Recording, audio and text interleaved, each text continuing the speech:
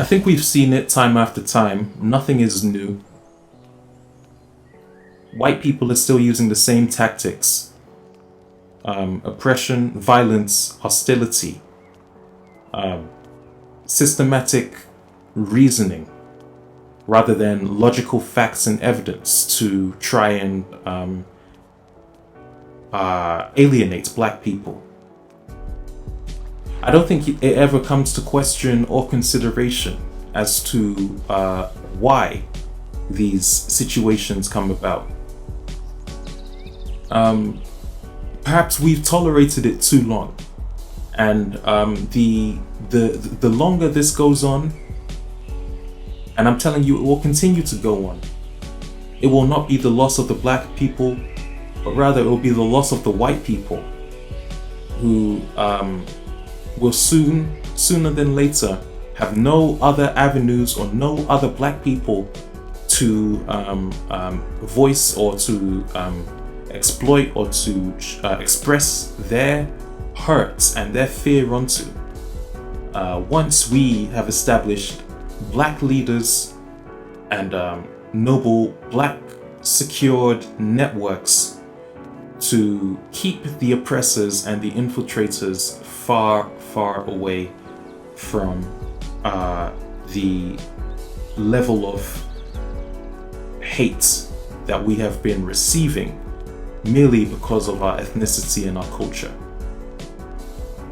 And the only way to focus on this issue, to address this issue, is to realize that it is hitting us like a finite source.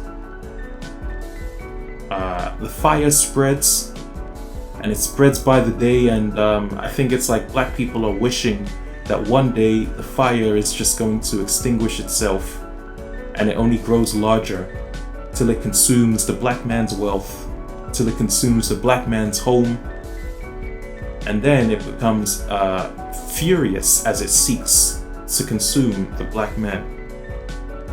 And we realize, how many times do we need to realize their life has nothing to do with us? Nothing they voice across, nothing they told us has even been historically true at all.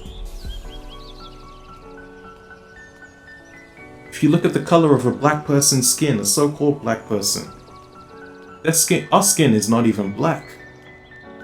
Our skin is vibrant. Our skin actually has complexity. It has a meaning. It is diverse in many shades.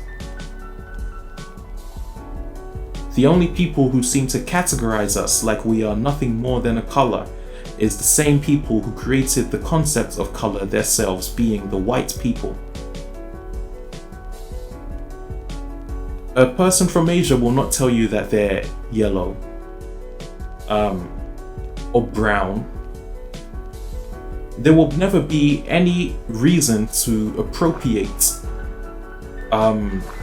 taking somebody out because of their dark complexion, which actually is just created by America. Because for as long as Africa exists, I can tell you, and as long as the Caribbean exists, and all of these countries that cater black men according to the appropriate respect that they deserve as noble leaders, the sun is always shining. The animals look well, and civilizations actually live in accordance to principles of strength, of knowledge, of resources. Everything that the Western world has taken away from the black people. And so we realize that the first problem to dealing with the situation is that we do not actually deal with it. We acknowledge it. The struggle to deal with the situation has been proven to be unresolved despite the doctoral intervention, despite the established constitutional laws intervention, despite enforced intervention and despite the intervention of elders, there was no effective conclusion. So now we acknowledge that this is not a problem for us. I think this is a problem for them. I think this is a problem that will never touch the Black community again, and I am sure of it. And if it does, I can assure you, there will be war. Because that level of hatred is the worst level of hatred that has ever been experienced in humanity. Nobody on a human level could ever tolerate that besides the noble, strong, confident, courageous Black people who have endured all of that suffering just so that their children and their families can walk through these streets and walk on this earth peacefully.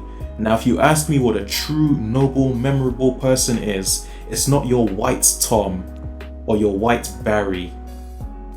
It is the Black man who endured so much so that his future generations could get the best moving onwards.